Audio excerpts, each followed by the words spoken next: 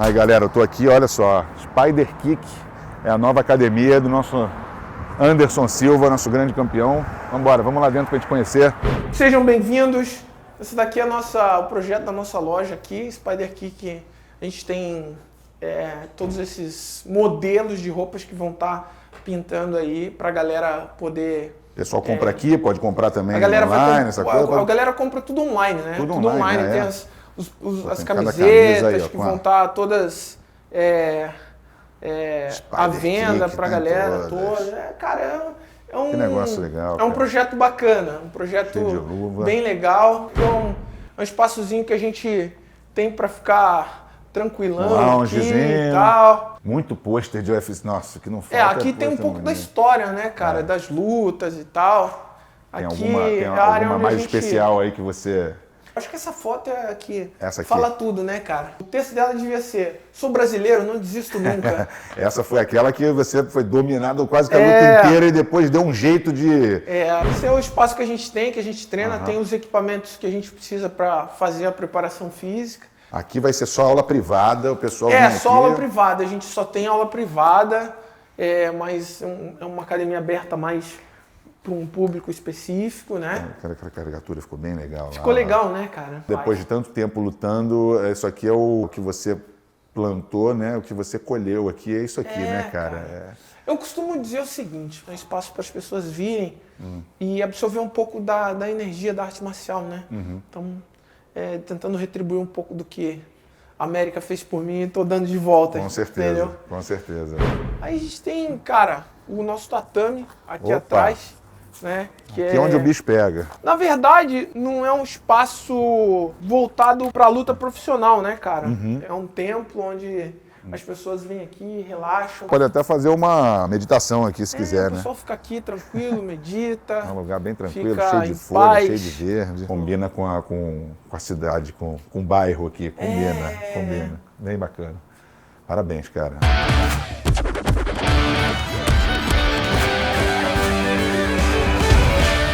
Bom, você sabe que na minha família, todo mundo gosta lá de luta, só que o torcedor mesmo teu lá da família sou eu, tá? É preciso mesmo? dizer, Pô, esse então cara tá aqui, bom. esse cara aqui, eu tô aqui com então o maior, pra mim, o maior lutador de todos os tempos de artes marciais.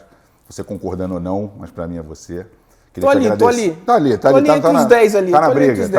Tô na briga. Mas, pô, obrigado por você receber a gente aqui nessa academia linda, que eu tô maravilhado. Casa de vocês, cara. Eu queria que você me contasse como é que você começou essa academia aqui, porque tem algumas semanas, né, que abriu essa academia. A gente tá aí com 4 semanas de aberta a academia, né? E, cara, isso aqui é um projeto meu e dos meus sócios, né? E não é uma academia aberta ao público, é uma academia privada, só para celebridades, né? Mas o projeto que a gente tem de continuidade é abrir uma ao público, né? Porque você tinha uma... Eu tinha uma em Torrance. Em outro lugar, eu tinha uma em Torrance, que era o meu centro de treinamento, né? Não era aberto ao público também, era o meu centro de treinamento, onde treinava os amigos, onde eu fazia meus campos de treino, né?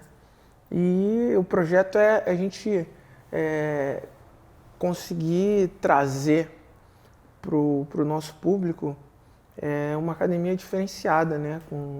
Voltada à saúde, voltada à recuperação, e, enfim. Spider Kick, eu achei um nome... Ficou legal, né? Pô, o chute simbólico, né? Então... Tem alguma influência do Steven Seagal nesses negócios? Não tem nenhuma influência. Nada. Na verdade, eu já brinquei muito com esse negócio do kick, né? Que quando eu usei esse chute, né, na vitória contra o Vitor, aí as pessoas começaram a brincar muito com o kick. Eu falei, pô, não é só o Ronaldo que faz gol de bico, eu também faço, pô. Mas é impressionante como virou um símbolo mesmo, né? Aquele chute, virou, ficou. Talvez pela a coisa simbólica daquela luta e tal. Você já está há quanto tempo aqui, assim, entre indas e vindas na Califórnia? Em Los Angeles eu já moro aqui há 10 anos, 9 anos e meio. O que foi? Na época que você estava lutando muito UFC e tal? Então, na época que eu estava nessa coisa de estar viajando sempre para cá e os meus empresários da Top Media, o Jorge Guimarães e o Ed Soares, que são meus empresários de luta, eles são locais daqui, né? Então, a gente sempre acabava uma luta em Vegas, em qualquer outro estado que eu ia lutar, a gente acabava vindo para cá. Eu sempre vinha para Los Angeles, ficava um mês e pouco aqui, e foi fortalecendo essa ideia de morar aqui em Los Angeles. E acabou que tô aqui até hoje. Começou a treinar aqui e tal, aí começou a tua família, você tá com 5 filhos agora, né? Eu tô com 5 filhos? Não, eu tenho 5 filhos. Ainda bem, porque o eu tô é o seguinte, que nunca se sabe, quem faz 5 faz 6, a gente nunca sabe. Só que como é que é, cara, a educação deles aqui? É uma coisa totalmente diferente do Brasil, que você, graças a Deus, tem a possibilidade de dar pra eles. Eu sinto muita falta do Brasil, né, cara? Porque toda a minha família tá lá, né? Minha mãe, meu pai moram em São Paulo, minha mãe mora em Curitiba, graças a Deus consegui levá-la para morar em Curitiba. Ela mora na casa onde a gente morava antigamente, né? E, cara, eu tive a oportunidade, né, cara, de poder dar para os meus filhos essa oportunidade de estar aqui nos Estados Unidos, né? Mas eu sinto muita falta do Brasil, cara. É engraçado como aqui, eu não sei se eu posso estar errado, mas aqui me parece que o respeito e o carinho por você, eu fui numa 2 lutas suas aqui, eu fui numa em Las Vegas, aquela que você voltou contra o Nick Diaz, e eu vejo as pessoas torcendo por você aqui, é uma coisa impressionante, porque no Brasil, você é brasileiro, então todo mundo é suspeito, né? Mas aqui você tem caras que torcem só para você mesmo. Eu acredito muito que aqui o respeito pelo esportista é muito natural, né, cara? As pessoas respeitam muito os atletas, os militares, os policiais, enfim. No modo geral, eles consideram essas pessoas como heróis, né? Eles têm uma referência. Eles usam essas pessoas como referência. Então, tem um respeito mútuo por todos os atletas aqui. É incrível, assim. Eu acho legal a forma como eles falam até. Por exemplo, se o cara chega perto de você, ele fala, nossa, esse aqui o respeito que eles têm, né? É da cultura também, né? Muito da cultura, né? É verdade. O Brasil tem um monte de problema, mas assim, tem algumas coisas que o cara entrar num colégio e sair atirando, graças a Deus a gente não tem esse problema no Brasil. Cada grande cidade, cada grande país tem uma peculiaridade. Uma peculiaridade em quesito de problemas, né? As pessoas têm esse costume de falar muito, mas os Estados Unidos é melhor que não sei o quê. Não, aqui tem os problemas também, né? A gente que vive aqui, que mora aqui, sabe dos problemas que tem aqui e convive com isso também, porque é um problema de um país grande, uma cidade grande, né? Porque eu estou aqui há uma semana, cara. Aí no início da semana teve o negócio em Thousand Oaks, que foi uma coisa assustadora, né? O cara entrar e sair atirando em todo mundo. De repente começa um fogaréu e aí evacuando em Malibu. Eu não sei, como é que você lida com teus filhos? Você também deve ficar meio assustado. É muito triste, né? Porque o que acontece? Você acaba, de uma certa forma, vamos lá, tomando as dores dessas pessoas, né? Porque aqui tem muito isso, né? Os americanos, eles não têm o costume de acharem defeito um no outro. Eles se protegem muito, eles se ajudam muito, né? Eu já notei isso, é uma comoção grande. E esse incidente foi uma coisa horrível, né, cara? Muita gente perdeu casa, gente que morreu, né? E é muito, muito difícil, é triste, Você cara. sai do Brasil para sair dos problemas de lá, só que não tem como fugir, né? Não tem, toda grande cidade, toda grande metrópole tem um grande problema. Antes de eu entrar em luta, outro dia eu vi o vídeo de você batendo falta com meu pai, tentando bater falta. Você acertou um chute bom lá. Não sou tão ruim, né, cara? Eu não errei nenhum, mas tudo bem. Você bateu as faltas ali que eu falei, olha, até tem jeito. Júnior, a minha frustração foi não ter sido jogador de futebol, cara. Eu ia começar falando isso. Você fez teste mesmo no Corinthians, aquela história fiz teste no do atraso, Corinthians, é verdade? Não, fiz teste não. Cheguei atrasado, não consegui fazer o teste. Que idade você tinha nessa? Eu tinha 16 para 17. Você lembra o motivo do teu atraso? Não, que você ficou 40 minutos atrasado na hora de um teste do Corinthians. Meu pai morava na Barra Funda. Então eu morava em Curitiba, fui criado pelos meus tios. Então, eu vou para São Paulo e vou tentar ir fazer o teste no Corinthians. Meu pai falou, vai mesmo, me deu o dinheiro da passagem e tal. Peguei o metrô e acabei me perdendo, cheguei atrasado e não consegui fazer o teste. Acho que... Graças a Deus. Graças a Deus. E, cara, aí foi que lá no clube do Corinthians tinha um espaço que era todo voltado para o boxe, né? Uma estrutura para o boxe. Inclusive era o seu Vitor Ribeiro, que era o o técnico, né, da equipe que treinava lá no Corinthians. E aí eu sentei, fiquei lá esperando, né, frustrado porque não consegui chegar a tempo e fazer o teste, né? Você foi o único que ficou de fora? Todo mundo lá jogando, você foi o único ou não? Não, Tinha cara, eu não lá? consegui entrar. O cara falou, não, Ih, tá ficou lá de atrasado fora. já. Tá... Aí fiquei de fora, né? Eu falei, pô, mas... Cara, não tem jeito. Mas passou, as coisas aconteceram, né? E aí eu fui e fiz minha primeira participação no boxe, lá no Corinthians, né? Participei pelo Corinthians nos Jogos Abertos de Bragança Paulista. Aí liguei pro meu pai e falei, pai, eu vou lutar boxe. Meu pai, o quê? Você foi fazer teste de futebol? Mas depois eu te conto. E aí fui em casa, peguei as roupas, as coisas que tinha que pegar, levei meus documentos, fiz a inscrição e fui junto com a equipe. Graças a Deus você começou a fazer boxe. E aí fiz algumas lutas de boxe pelo Corinthians, amador, né? E depois disso continuei a minha trajetória dentro da luta e tal, já treinava, né? Por curiosidade, qual é a posição que você ia tentar de futebol? Cara, você acredita que eu era lateral esquerdo? Você é canhoto. Pô, você acredita? Não, você é canhoto?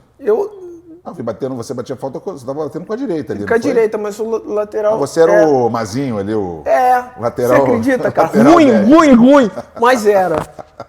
Mas tudo bem. Pode? Não, o pior é que você como já representou o Corinthians no boxe e depois, anos depois, você foi representar o Corinthians porque assim, eu tenho uma relação muito boa com o clube, né? Uma relação ótima, assim, você sempre foi corintiano mesmo? Sou, né? Desde Continua. garotinho. Então. Meu pai é santista e eu corintiano, aí ficava sempre aquela coisa, eu falei, não, pai. Eu sou corintiano e não tem como, não tem como mudar. E é uma relação legal que eu tenho com o clube, tem uma história, né, junto com o clube e sou muito bem recebido toda vez que eu vou no clube e tenho um carinho muito grande por todos lá. Pra você deve ter sido emocionante, tu tá lá na luta com o símbolo do Corinthians. Foi pra mim foi a melhor coisa do mundo, né? Falei, pô, cara, de repente agora, sabe aquela sensação, todo garotinho já teve essa coisa, porra, entrar jogando com a camisa do time do coração. É verdade. Ou entrar jogando com a camisa canarinho, né, cara? Eu vi um comercial seu que você fez de sonhar a seleção brasileira. O Pelé participou do comercial? Você fez o comercial junto com ele? Tomei uma bifa, tomei um pedala Robinho. Pô, deve ter sido mó barato. Pô, foi incrível, cara, foi incrível. Ele é sensacional. Aquele comercial que eu mais acho engraçado é quando o Godoy, ele fala assim, o futebol tem 17 regras, ele não sabe nenhuma. Engraçado pra caramba.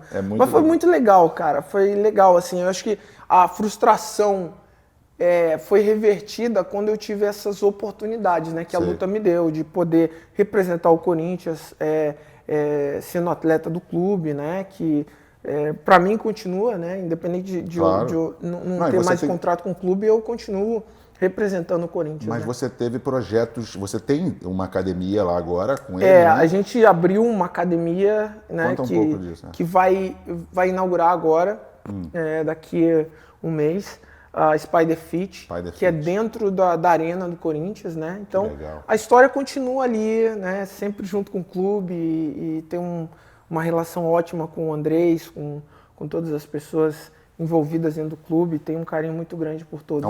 Tem um negócio de um projeto social também com ele, né? A gente tem uma academia também dentro do clube, né? Que levava o meu nome, aí quando acabou o contrato, continua, a academia continua, o projeto continua, né? Mas sem o meu nome lá.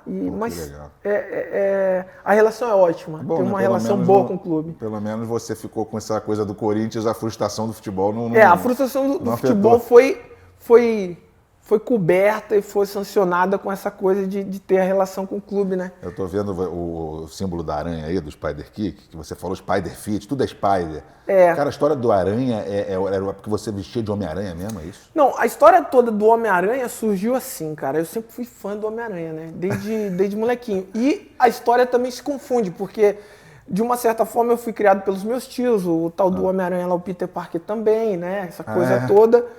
E eu sempre colocava uma fantasia por baixo do uniforme e ia para a escola. E na hora do recreio eu tirava o uniforme, escondia atrás de uma lixeira e tal e ficava brincando o recreio todo vestido de Homem-Aranha. E aí as professoras, pô, chamaram minha tia na escola e falaram, olha, esse menino tem problema, ele realmente acha que é um Homem-Aranha, tem alguma coisa muito séria acontecendo com ele e tal. Meu filho adora Homem-Aranha também. Aí ficou, cara. E depois de um tempo, né, depois de alguns anos, eu comecei a treinar, comecei a ter esse convívio com a arte marcial. E quando eu fui lutar no Pride, minha primeira luta no Pride, eu tava no café da manhã com uma camiseta do Homem-Aranha. Você tá com a camiseta do Homem-Aranha? Eu tava com a camiseta do Homem-Aranha. E a locutora, né, que apresenta, né, que apresentava o Pride, chegou pra mim, pô, você é muito parecido com o Homem-Aranha. Daí eu falei, mentira, pô, obrigado. Aí, à noite, quando eu fui entrar pra lutar, ela... From Brazil, the Spider Tá de Silva. Aí ficou. Aí nunca mais. Depois essa de lá, mulher era o quê? mais. Era japonesa? Era Não, cara, acho que ela é americana, australiana, uma coisa assim, cara. E aí ficou. Eu não sabia, não. Eu achei que fosse só da do Homem-Aranha, mas ela então que deu Ela que deu origem ao Spider Anderson. Sempre tem uma... É que nem do meu pai lá com o Zico, é uma prima que vai e fala o apelido e aí fica, né? E ficou, cara. Foi incrível que ficou e eu levo até hoje, né? Aquele negócio da luta que você fazia assim, eu fico na posição ali do... Né, o pessoal acha do que é sacanagem, você ficava tal. lembrando da tua infância do Homem-Aranha. Meu Deus, cara, eu fiz muita bobagem uma na infância, teia ali, você... vestido de Homem-Aranha, amarrava corda pela casa e quebrava as coisas, era uma loucura, meu Deus. Você falou do Pride aí, o pessoal não sabe, o pessoal te associa muito ao UFC, mas não sabe que você lutou em um monte de outros eventos, né, lutei no Pride durante alguns anos. Cage...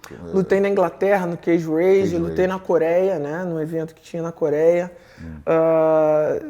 Assim, eu tive a oportunidade de conhecer muitos países e representar o Brasil em vários países, né? Graças a Deus. E eu costumo dizer que a arte marcial me deu isso, né? Me deu essa oportunidade de levar um pouco dessa energia brasileira para todos os cantos do mundo onde eu me apresentei e lutei. Mas você ganhou muita experiência para poder depois estar preparado para entrar no UFC, né, cara? Com certeza. Isso agora, me deu tem uma luta no Pride, tem uma história que parece que você perdeu, era Takashi, tem alguma coisa assim o nome do cara? Daijiro Takashi. E você pensou em parar e você queria parar? Não, na verdade não foi isso, né? Na verdade eu fazia parte de uma equipe e acabou que eu saí dessa equipe por N motivos. E aí rolou uma politicagem, né, no meio dessa história toda. E aí eu fiquei meio que, né, naquela coisa, meio decepcionado, meio desapontado com as coisas que estavam acontecendo naquele momento. E falei, vou parar com esse negócio, vou, de repente, fazer outra coisa, vou para os Estados Unidos fazer qualquer outra coisa, sei lá. E aí eu sempre tive uma relação boa com o Minotauro e com o Minotouro, né? Porque são dois caras que estão sempre rindo, cara. Impressionante. Eu tenho uma relação ótima com o Minotauro, inclusive é meu mestre faixa preta, me deu a faixa preta de jiu-jitsu. E aí ele chegou pra mim, me segurou e falou, olha só, vamos dar uma segurada aí. Me deu uma grana, eu tava na época eu não dava aula e lutava, e aí ele pegou, me deu uma grana e falou, segura aí um tempo, eu vou arranjar uma luta pra você e tal. E aí o que aconteceu? Na época, eu já não estava mais lutando no Pride, porque rolou algumas situações, e aí ele estava sem contrato com o Pride. E aí ele falou, vou te colocar de volta para lutar. E aí rolou uma situação lá, e ele chegou e falou, olha, bota o Anderson para lutar. Aí as pessoas responsáveis pelo Pride falaram, olha, a gente bota, mas a gente te dá 100 mil a menos. $100 mil a menos. Nossa. Aí o Minotauro falou, não tem problema, mas bota ele pra lutar. Aí, eu tô lá na casa dele treinando, que eu tava sempre ajudando ele a treinar e tal. Aí ele chegou pra mim e falou, tu vai lutar, cara. Eu, como assim? Não, tu vai lutar no Pride de novo. Eu, como? Não, você vai lutar. E aí ele não tinha me falado nada do que tinha acontecido, só falou que tinha me colocado. E aí acabei lutando de volta no Pride, depois disso fiz mais uma luta e saí e fui pro Cage Rage, né?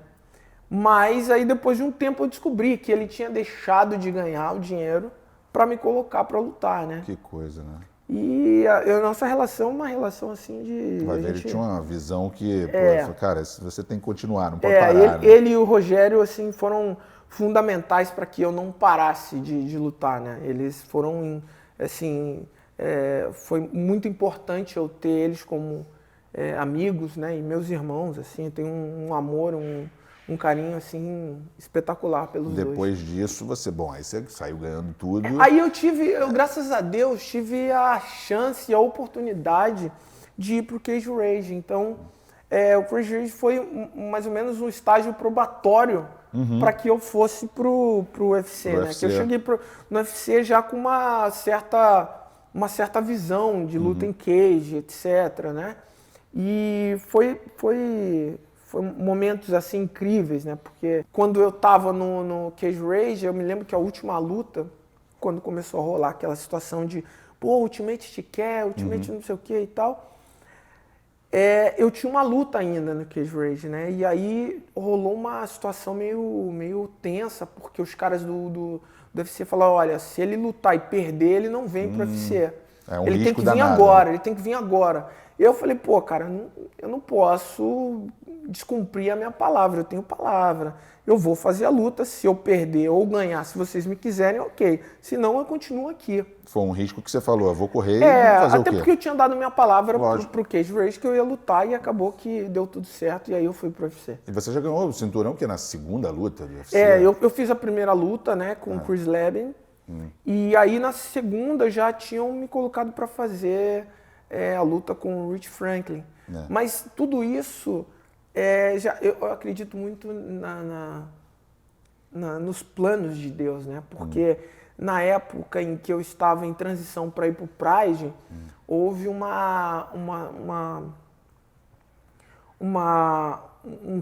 pré-contrato, um contrato, alguma coisa que aconteceu que a pessoa que era responsável na época por nos representar e me representar também tinha assinado algo com o UFC e tinha algo com o Pride. Então acabou que o UFC me congelou, porque na época era para eu ter lutado com o Carlos Newton já. Sim. E o Carlos Newton era campeão do UFC. Mas acabou não acontecendo e logo depois as coisas funcionaram. Doideira, né? A politicagem ali que o pessoal não sabe. Tem em todo lugar, né? Mas graças a Deus, assim, eu fui rodeado de pessoas boas, né? E o Minotauro foi fundamental para que eu pudesse continuar seguindo nessa minha jornada dentro da luta, né? Destino não tem jeito. Quando é pra ser, às vezes você questiona por que não vai lutar contra o tal cara naquela tal hora e de repente acontece... Muitas vezes a gente não entende os sinais que Deus nos É deixa ali, né? impressionante, é impressionante. Você ficou, cara... Foram o quê? 16 lutas invicto? 16 ou 17, contando... Acho que 17, eu acho. Pra te falar a verdade, não sei. Foi de 2006, acho que até 2013, você defendeu o título 10 vezes, né, no UFC. E você, anos depois dessa história que você contou, que você quase parou, você, quando teve a segunda luta com o Weidman, que foi aquela sua lesão, que na hora que eu vi, cara, meu pai operou 7 vezes o joelho. Né? Teve aquela entrada nele que o joelho dele quebrou a perna dele. E eu sei o que é isso. O Ronaldo, né? Que a gente viu aquela lesão do Ronaldo. Pelo amor de Deus, cara. Esses caras são referências de superação pra mim, tá? Exatamente. Teu pai e o Ronaldo, pra mim, são superação total, né? Impressionante. Não precisa dizer. Meu pai ficou 1 ano. E era superação a cada dia. Era de chorar, porque naquela época não tinha a medicina não era tão avançada. A tecnologia que a gente tem Exatamente. Hoje, né? E você, quando eu vi aquilo, foi uma cena muito forte. Você, ali, quando acabou aquilo ali, você chegou a pensar assim, puta, eu vou parar? Não, ou não? Pô, Júnior, eu vou te falar, cara, quando aconteceu, no momento do chute, foi assim, foi muito a presença de Deus, sabe? Porque quando eu chutei, que eu vi que quebrou, eu já me joguei no chão. Foi pra trás, cheguei a colocar o pé no chão, então não teve não pegou nenhum nervo, não pegou nenhum ligamento, né? Foi mesmo, a fratura foi limpa, né? E foi 1 ano, né, cara, de recuperação, foi horrível, cara. Porque só para corrigir o que as pessoas falam às vezes, ele quebrou a impressão que dava é que você foi sozinho, não foi nem no impacto, né? Foi quando você fez o movimento que a perna foi. Então, quando eu chutei, o joelho dele estava numa posição de bloqueio e pegou em cima do joelho dele, né? E acabou quebrando, porque pegou Foi uma cena a velocidade do chute. Parece que deu uma... parecia um... Cara, foi horrível. Quando você assiste assim de vez em quando na televisão, você não fica... Hoje em dia eu já assisto mais tranquilo, mas na época eu falo, caramba. Que é do meu pai, do Márcio Nunes, aquela do Bangu, quando eu vejo, até hoje você fala... Porque o cara, né, bota a perna e amassa. Não, cara, como se tivesse quebrado ao meio, entendeu? É uma coisa... Não, horrível, horrível. Mas você não chegou a pensar em parar, assim, tipo, não, não você só sempre... Eu fiquei muito triste, cara, mas em nenhum momento eu falei, pô, cara, eu não nasci com essa porra quebrada, né? Vamos que vamos superar isso e, né? E, pô, eu ficava ali e tal, graças a Deus, quando aconteceu... o médico estava em Las Vegas, o médico que me operou estava em Vegas, por sorte, né? E também eu tive a oportunidade e, graças a Deus, o Rodrigo estava lá e a doutora Ângela estava lá no dia da luta, né? Então o Rodrigo, a doutora Ângela e o Guto também estavam junto, né? Que é o fisioterapeuta também. Então foi imediato, né? Eu já operei, fiquei uns dias em Vegas porque eu não podia viajar. Aí peguei um ônibus, que o UFC se prontificou de me colocar num ônibus, né? E fui para casa, né? Porque era Natal e tal. Mas eu já tive um pronto atendimento ali de fisioterapia, o Guto, a doutora Ângela aí fazendo um intensivão. E depois a doutora Ângela voltou pro Brasil, continuei recuperando com o Guto e, pô, graças a Deus, fiquei 100%. Porque eu fui naquela luta sua, a volta, contra o Nick Diaz, essa que eu te falei. Até na época eu liguei pro Tanuri para ver se a gente conseguia, de repente, se encontrar lá, só que você estava numa confusão. E aquela luta ali, foi ali que eu vi, cara, assim, pessoalmente, como os torcedores americanos, cara, torcendo para você, assim, como... É uma coisa incrível, achei muito bonito até a forma como as pessoas estavam... E aí, depois daquilo ali, que teve um negócio de anabolizante, aquela coisa toda que você foi suspenso, não sei o quê, ali também você não ficou meio... Porque você já estava numa idade, você já estava com... 40 e alguma coisa. Já, né? Cara? Entendeu? Cara, assim, são todas fases que foram importantes e eu costumo brincar muito com isso, né? Porque quando as pessoas me perguntam, eu falo, cara, eu já passei por todas as fases boas e ruins desse esporte. Eu já fui campeão, já ganhei, já perdi, já Quebrei a perna. Já fui de dopado a brocha, em todas essas situações. Então eu brinco muito com isso, né, cara? E, cara, são situações que algumas situações você tem que passar para você aprender e conviver com isso e levar como experiência, né? E graças a Deus, cara, tudo, né? Eu acho que o mais importante num contexto geral é você estar bem de saúde, estar bem com a família. Você nunca teve lesão, assim, tirando essa? Tirando essa, você graças a Deus, nunca tive lesão grave, assim, né?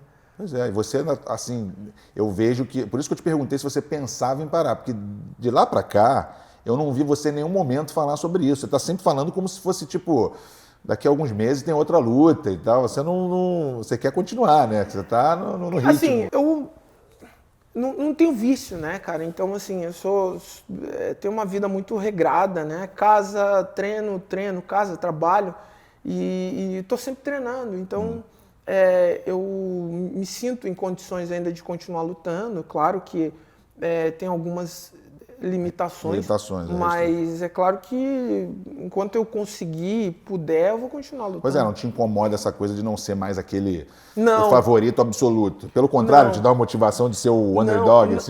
Sabe o que acontece? As pessoas confundem muito você ter a paixão pela luta, a paixão pela arte marcial e aquela coisa de você ficar refém de uma situação de que você é campeão e você tem que ser campeão pro resto da tua vida. Não, isso não Toda não vez que vai defender o cinturão era uma... era uma pressão muito grande, né, cara? Era uma assim, tanto é que você não vê ninguém mantendo esse cinturão como eu e o Demetrious Johnson fizemos, né, durante anos, porque é uma pressão muito grande. Você tem que estar muito bem psicologicamente, você tem que estar muito bem fisicamente e saber enfrentar as situações, porque existem cobranças de todos os lados e você está sendo você vira alvo de todos os lados, né? Não, os caras te estudam, né? Cada outro cara que vem é um cara, parece que mais, que te desafia mais ainda, né? O cara aí você fica com um alvo nas tuas costas a todo tempo, o nego te atirando, né? Você acha que é tanto lutador que foi suspenso por causa de de remédio, de anabolizante? Você acha que é muito medicamento proibido que se tem? Porque assim, você toda hora tem um episódio... Então, o que acontece? Quando a entrada da usada no UFC para controlar essa situação do doping, no meu ver, foi bom, mas de uma certa forma acaba atrapalhando, porque o MMA não é um esporte comum como todos os outros. Exige do atleta o treino de luta, o treino físico, ele tem outras inúmeras valências técnicas que ele tem que manter, a lesão, etc. Eu sou a favor do doping, com certeza. Eu acho que nenhum atleta tem e pode estar no dia da luta se aproveitando de alguma situação. Mas eu acho que eles tinham que rever isso, porque é muita lesão, é muito atleta se machucando, é muita luta sendo cancelada por conta dos atletas estarem se machucando, etc. Né? Então, tem alguns atletas que têm que fazer o uso da reposição hormonal, que eu acho que se a usada regulamentasse isso, a gente teria um nível do esporte de alto nível, com atletas que pararam de lutar, por exemplo, o Vitor, né? Até eu mesmo, mas eu nunca fiz a reposição, mas alguns atletas que realmente precisam, que são mais velhos, Dan Henderson, muitos outros atletas que pararam por conta disso. É que tem medicamentos, às vezes, que é para dormir. Por exemplo, você toma um Tilenol, você pode cair no doping. Você tomar uma aspirina, você pode cair no doping, né? Tem muita coisa, tem muito remédio que o atleta usa que ele tem que estar sempre ali, tem que estar o tempo todo se policiando. Você acha que tinha que ter um pouquinho mais de flexibilidade assim, em relação a alguns... Eu acredito que sim, alguns cara. Medicamentos, né? Não sou contra a usada, eu sou completamente a favor, mas eu acho que tinha que ter uma certa complacência em relação ao que você pode e o que não pode. Agora, a gente estava falando do negócio de você não estar sempre na adrenalina ainda de lutar por amor, e as provocações e as coisas não param, mesmo quando você para, sempre vem um cara que quer falar de você lutar. Às vezes, o do Conor McGregor, eu queria que você falasse do McGregor, que agora recentemente você deu para o TMZ lá, você falou, não, eu aceito e tal, não sei o quê. Eu vi quando ele falou, e ele falou com o maior respeito do mundo. É engraçado, que ele é um cara meio maluco, mas ele falou assim, o Anderson é uma referência, uma lenda e tal, eu gostaria muito de lutar contra ele. E aí você respondeu dizendo que aceitaria. Como é que... cara, não existe mais nada a ser provado para ninguém. Exatamente. Né? No meu caso, eu acho que no caso dele também não. E no caso de muitos outros atletas que fizeram história dentro desse esporte, eles não têm mais nada o que provar. O que fica é aquela vontade de você fazer lutas que realmente sejam importantes para você. Sim. E que vão agregar para você e para o teu público. E no caso do McGregor, é uma luta que todo mundo gostaria de ver. São dois caras que lutam bem em pé. Logicamente que ele é muito melhor do que eu em pé, mas eu gostaria de me testar com ele em pé. Porque seria uma luta interessante de ver. Se testar essa altura do campeonato é legal. É um desafio pessoal, não é uma coisa que você quer provar algo para alguém, mas é algo que você tem que provar para si mesmo, colocar à prova o quanto ele é bom em pé, o quanto eu sou bom em pé o suficiente para que a gente possa se duelar e mostrar um show para o público, né? Então as pessoas confundem muito algumas coisas, muitas vezes, né? E eu acho que é isso que tem que ter, né? Hoje em dia a gente ainda não tem um controle sobre isso, né? Porque quem controla essa situação toda é o UFC e tal. Mas eu acredito que seria uma luta interessante, né? Porque se ele bater 81 quilos, né? Que é 180. É que os dois têm que chegar num... É uma super luta, né? E todo mundo quer ver a super luta. E é uma coisa que tem tudo a ver, uma coisa que venderia, né? Agora, você tem que aguardar e esperar o UFC, né? O nosso todo-poderoso Dana White, que é o cara, né? Ele que Você não é de fugir disso, porque aquela do Cormier que você aceitou com 2, 3 dias antes... Cara, você cara tá louco, ele tá parado. Foi coisa de maluco mesmo, cara. Conta aí, porque naquela luta você teve uma hora na luta que você quase você deu uma empolgada, quase que você ganhou dele. Eu falei, cara tá torcendo muito. Foi coisa de maluco mesmo, porque eu já tava uns 20 dias de operado, né? Tava 20 dias de operado e eu acabei fazendo uma cirurgia no Brasil e fiquei no Brasil parado, né? Porque era para eu ter lutado no Brasil no evento que ia ter em Curitiba.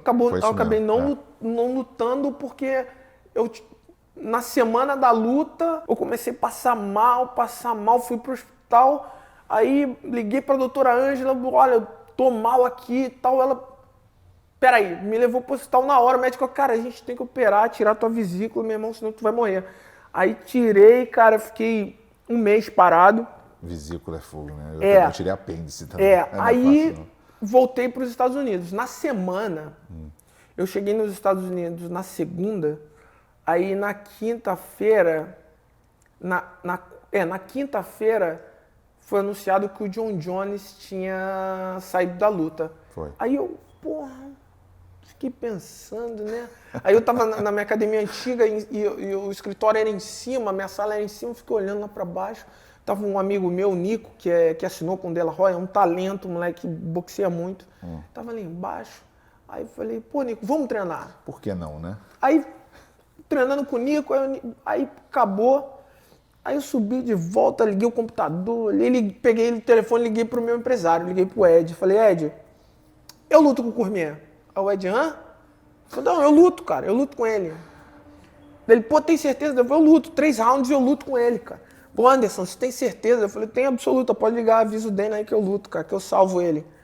Aí, mais uma vez, né? Cara, nessa hora tua família, filhos, você fala isso então, com eles? Pessoa, aí o assim, que aconteceu? Tá doido, à noite eu fui pra casa e falei, tô indo pra Vegas, vou lutar Papai com o Cormier. vai lutar. Aí todo mundo, tá bom, Aí eu falei, sério, eu vou lutar com o Cormier. Aí todo mundo, como assim? Não, tô indo pra Vegas. Que loucura. Aí, foi naquela de vai, não vai. E na sexta-feira peguei minhas coisas, entrei no carro, fui dirigindo pra Vegas. Caramba. Fui dirigindo pra Vegas, peguei muita meus 2 vontade de filhos, querer. né? Peguei o Calil e o Gabriel e falei, olha, essa é uma experiência que vocês têm que entender qual é a lição que vocês estão recebendo dela. Aí eles ficaram sem entender, que eu sou meio enigmático. A lição é que o Aí, Homem-Aranha é louco. Que parada é essa, pai? Não tô te entendendo porra nenhuma. Aí beleza, aí a gente foi, cheguei lá, lutei com o Cormier e tal, né? Os caras queriam que eu lutasse 5 rounds. Eu falei, 5 rounds eu não tenho, eu tô recém-operado, né, e tal. E aí foi, cara, foi assim... E você fez uma luta para quem tá parado, contra o campeão, e você segurou ali, quase, teve uma hora que você deu uma... Eu falei, cara, muita esse cara gente falou, se tivesse incrível. 5 rounds você teria vencido. Não sei, talvez sim, talvez não. Mas a grande lição, e o que eu realmente queria naquele momento, era sentir-se aquele espírito de guerreiro... Tava em você ainda. Tava em mim ainda, sabe? Aquela coisa de, cara, quantas vezes eu já...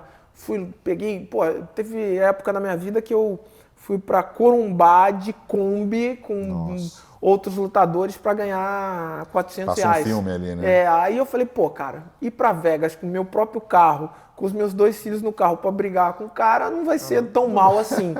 E aquilo continua dentro de mim, então é por isso que eu ainda continuo com essa vontade e esse desejo de estar lutando, né? E a arte marcial é uma coisa muito especial, cara. Porque quando você tem a essência marcial, não importa o desafio, não importa o adversário, você vai estar sempre pronto. Então, para mim, foi melhor do que se eu tivesse ganhado. É mesmo, cara? Foi muito melhor, cara. Falando nisso, qual foi a luta mais perfeita que você acha, assim, sua? Eu vi uma do Griffin que eu achei, assim, foi curta, mas você é aquele tipo de luta que você chama de luta perfeita, assim, né? Mas tem alguma que você fala assim, de todas que eu ganhei, tem essa que eu... Eu costumo falar que a luta, ela tem um momento mágico, né? Toda luta tem um momento mágico. É igual no futebol, você tem um momento mágico. Você vê... Sim, aquela falta, com aquele, né, Pelé dando... um momento mágico. E assim, a luta, claro que você tem que estar preparado para que você consiga fazer com que o momento mágico surja dentro da luta, né? Apareça dentro da luta. E com o Griffin foi assim, cara, tava toda uma... na minha categoria eu já tinha lutado com quase todos os lutadores, né? Então não tinha ninguém para eu lutar na categoria na época. E aí o Dana White quis colocar um desafio maior, porque o que acontecia?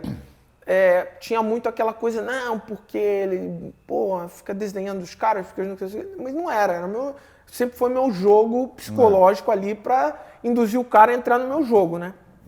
Ele, não, vou colocar um desafio de verdade para ele e tal.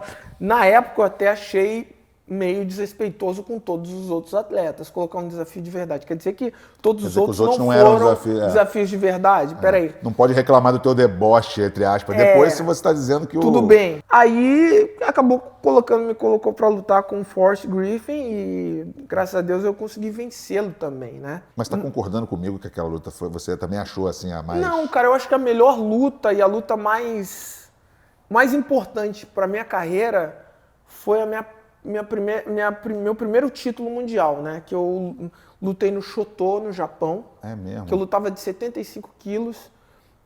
Foi meu primeiro título mundial, que eu lutei contra o Hayato Sakurai. Eu fui pro Japão, né? Antes de lutar no Pride.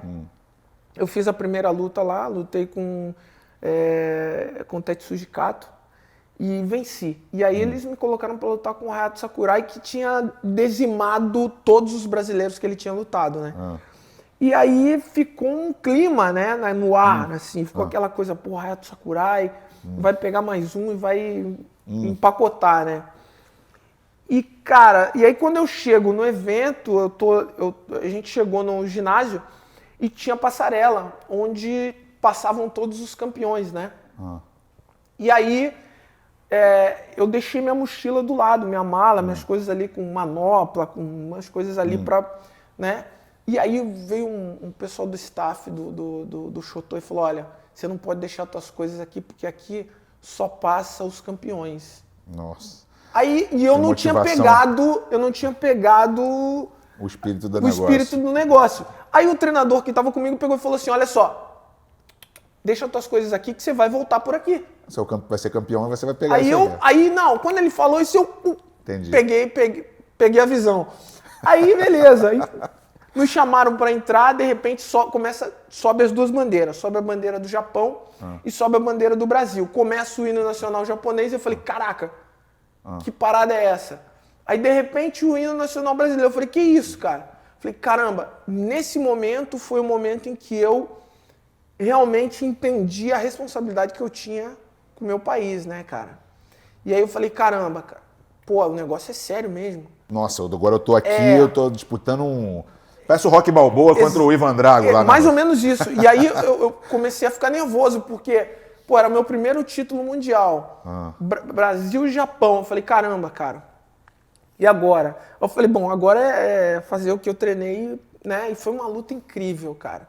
Foi uma luta tomar lá da cá e assim, foi meu primeiro título mundial. Essa é a melhor luta,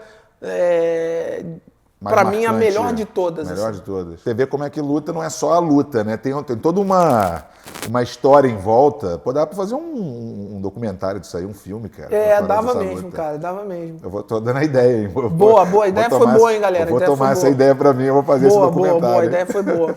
Você falou também do McGregor, você falou que uma luta que seria boa seria com o Nick Diaz de novo.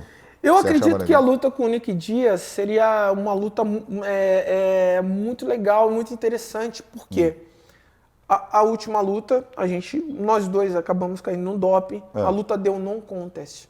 Então, na verdade, a luta não existiu. Você ganhou por pontos ali, mas depois... Mas eu acredito que o Nick é um cara que tem nome, é um cara que tem uma história dentro desse esporte, e o que a gente não pode aceitar é entrar nesse jogo do UFC de querer usar as lendas que o UFC tem para promover os garotos novos, que não existe. Aliás, agora vem o Darren Till enchendo o teu saco também.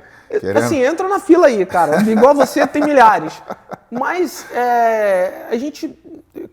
eu já conversei muito isso com o Nick e com outros atletas também. A gente não tem o problema de lutar com nenhum desses garotos. A gente não tem o problema.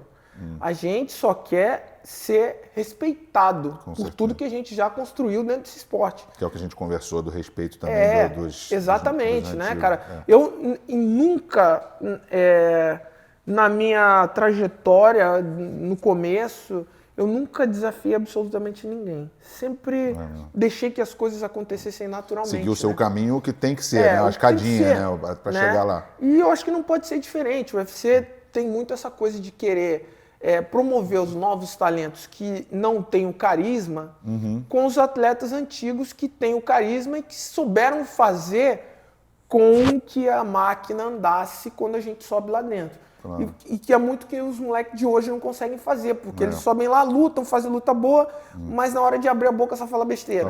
E aí acaba que não ganha o carisma do público. Né? Não adianta você ser bom lutador, mas você não ser carismático. A gente estava até conversando, eu pude entrevistar aqui o Renzo, em Nova York, entrevistei o Riga Machado aqui em Los Angeles.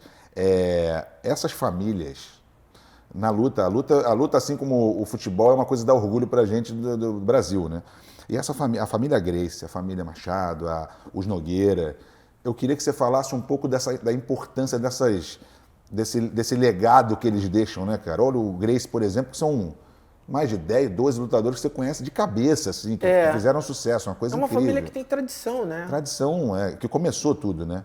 Então, esse respeito que eu vejo sempre você se referindo a eles assim, o mestre esse, o mestre aquele. Então, eu acho bacana. Eu queria que você falasse da importância dessas famílias, sabe? No meio da luta. É fundamental, né? A família Gracie, o mestre Hélio Gracie, juntamente com o Carso e com todos os integrantes da família Gracie, tiveram uma importância fundamental para que hoje a gente tivesse esse reconhecimento mundial do esporte.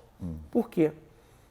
O UFC só surgiu por conta do Royce, né? E o Rorion Gracie que criou o UFC para o Royce poder mostrar para o mundo a hegemonia do jiu-jitsu. Então, tudo que a gente tem hoje, todos os lutadores brasileiros que têm hoje a oportunidade de lutar fora do Brasil e poder viver da luta, deve isso à família Gracie. Família Gracie. Vou ser melhor, vou até retificar o que eu falei. A gente deve muito à luta livre e ao jiu-jitsu, né? Porque era uma época em que, talvez eu esteja falando besteira, mas é o que eu conheço sobre a história da arte marcial e da luta no Brasil. O jiu-jitsu abriu um espaço muito grande para que todos os atletas hoje tivessem o que eles têm hoje, né? A oportunidade de lutar em grandes eventos, o UFC, o Bellator e outros grandes eventos aí, né? E a luta livre veio junto nessa onda de ajudar a promover esse esporte que é o MMA, né? A gente teve Joio de Oliveira, grande lutador, a gente teve Arthur Mariano, a gente teve grandes nomes e grandes lutadores, né? Pedro Rizzo, Marco Ruas. De um lado a gente tinha a família Gracie, de um lado a gente tinha toda a entidade da luta livre, e essas pessoas fizeram com que o esporte crescesse de uma maneira incrível, né? É incrível, com todo o nome do UFC, mas assim, o UFC ele só eu acho que consolidou, né, o negócio. Agora, no Brasil já tinha uma coisa, eu sou do Rio de Janeiro, cara, todo mundo... A gente já sempre teve essa essência da luta. Curitiba a gente tinha... a gente costumava muito dizer que era a Tailândia do Brasil, né? É mesmo? Porque todo atleta brasileiro que despontou de Curitiba para o mundo dentro do Mixed Martial Arts treinava boxe tailandês, né? Sempre ali eu treinava com um, treinava com o outro, mas sempre todos os grandes nomes que saíram de Curitiba treinaram boxe tailandês, né? E foi uma coisa que foi pro mundo, né? O pessoal não sabe, você foi faixa preta, você o que? Taekwondo, o que mais? Eu sou o quinto dan de Taekwondo, sou faixa preta dos irmãos Nogueira. Eu treino inúmeras modalidades de luta, né? Porque eu acredito muito que o conhecimento marcial, ele não se restringe a uma modalidade só. Eu acho que você tem que ser eclético e não ter uma forma só. Eu levo muito a filosofia do Bruce Lee para minha vida e essa coisa de que não existe uma modalidade só. Não existe uma modalidade que ela vai ser suprema sobre as outras. Você tem que se adaptar e aprender o máximo e absorver o máximo para o teu conhecimento e adaptar para o teu jogo. E é o que eu faço. Eu, né, absorvo um pouco daqui, um pouco dali e criei o meu próprio jogo, né? E é o que me deixa feliz e o que me faz ser quem eu sou. É legal como vocês todos têm o Bruce Lee como uma referência assim né, e dos filmes e tal. E falando em filme, cara, tu virou... Você não é... Eu não sei mais se no crédito, na hora que a gente botar ali Anderson Silva, se eu boto fighter ou se eu boto actor. Não, eu tô numa caminhada, né? Porque eu fui pesquisar o número de filmes. Já fez quantos filmes já fez já? Cara, eu fiz alguns. Eu fiz 1, 2, 3, 10, 4, 5 filmes, né? Alguns... É que teve documentário também. Documentário e tal. Mas, assim, é muito mais difícil que lutar, né? Muito mais difícil. Você fez um documentário Como Água, né? Água, que foi a tua preparação. Sobre a minha preparação para a luta com o Chael. Isso, né? A primeira luta com o Chael e tal. Agora eu vi você postando no Instagram, aí você... um filme chinês, eu acho que vai... Lançou já? Não, tá vai lançar ainda. Tá para lançar. E você... O filme é incrível, incrível. Não, eu vi você... Primeiro eu vi você dando porrada nos 5 ao mesmo tempo. E a outra você dando tiro, você saca a arma e eu falei, cara, o cara tá muito legal. A gente tem esse filme que tá vindo, né? A gente tem um que... eu junto com a Laura, que é uma incrível roteirista, a gente escreveu. E com um diretor incrível, o Majid, que é um cara sensacional. Que ainda é um piloto que a gente está trabalhando em cima. E tem muita coisa bacana vindo, tem bastante coisa nova vindo. Eu sou fã de filme de ação, né, cara?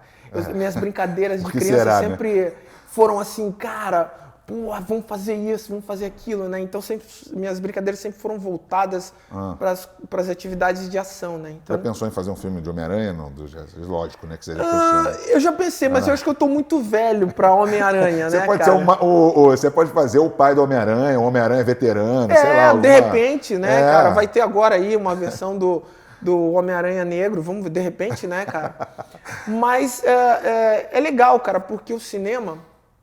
Você pode colocar para fora toda a tua imaginação, né, cara? Você pode brincar com tudo que você tiver, você consegue brincar, né, cara?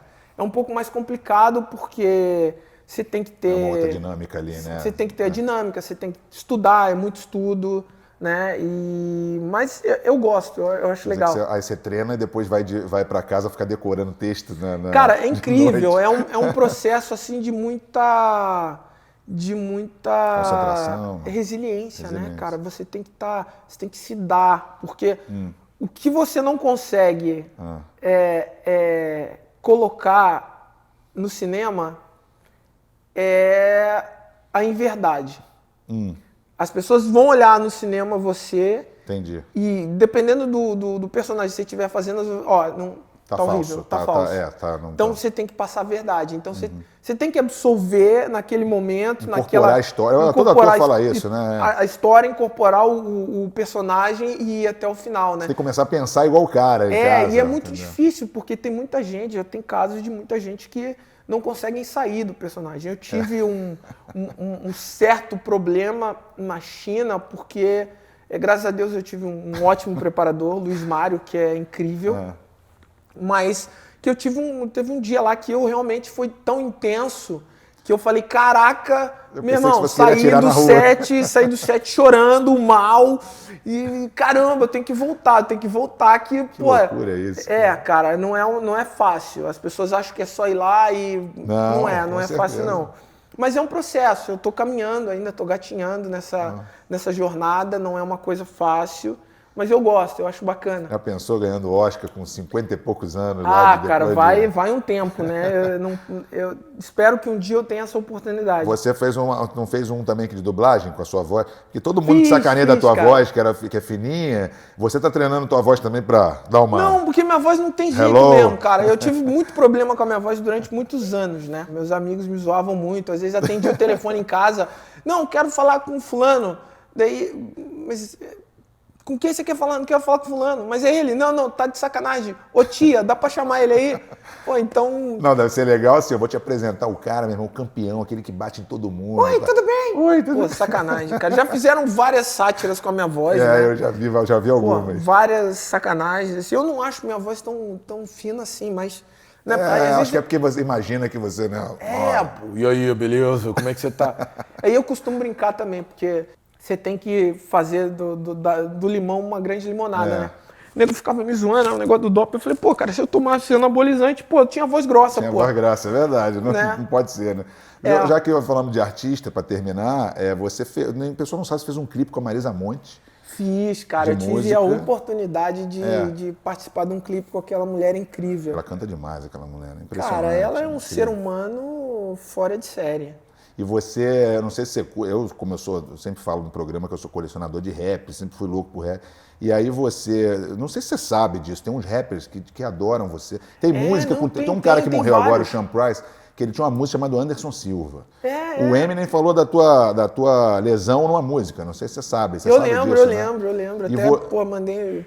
agradeci ele. Agradeceu. E você entrava com a música do DMX, que eu adorava, aquela música que até teve uma época que eles quiseram trocar acho que o UFC, você queria trocar a música? Na verdade, assim, eu falei, pô, eu acho que agora é hora de uma balada? Mudança, né, cara? Mudar um pouquinho, aí eu vi uma outra música e tal, mas aí o Dena, não, isso já é virou tua você, marca, virou tua marca. Eu falei, tá bom, continua, não tem problema. Teve a luta em Nova York, eu entrei com a música do Khalil, do meu filho. Mas o que as pessoas têm como referência é Inocências, né? O que você ouve de música assim? Cara, eu ouço de tudo, né? Eu sou muito eclético com som, com música, né? Eu queria ser assim, eu não sou, não. Inclusive, as pessoas me tiram muito sarro de mim. Inclusive, o Will Smith tira muito sarro da minha cara. Fala, pô, o Anderson só escuta música... o Ryan B de 1940, 1960, vou ter que mudar o som dele, tal, porque tá meio obsoleto isso aí, né, cara? Mas eu curto muito esse tipo de música, né? Mais a música black e tal. Vou esperar agora para ver qual é a sua próxima aventura no cinema. Vamos esperar, cara. Vamos ver. Tem muita coisa boa, tem muitos projetos, tem muito filme que eu tô em casa, eu começo a escrever histórias. Muito red carpet aqui, muito tapete vermelho para você passar aqui. Pô, tem muita coisa, tem muito chão ainda para chegar perto de estar ali entre os 30 melhores aí, né? Meu irmão, eu queria te agradecer, muito obrigado, foi demais aqui, essa academia é linda, parabéns pelo teu sucesso, eu que agradeço você, irmão. Junão, eu tô sabendo que foi a primeira aqui nessa academia, né? Então nós estamos... Pô, foi a primeira entrevista, então eu acho que já deu sorte, hein, galera? Deu sorte E a história do documentário eu vou cobrar aqui, vamos pensar nisso, eu acho sensacional. Valeu, cara. Pô, obrigado, valeu, galera.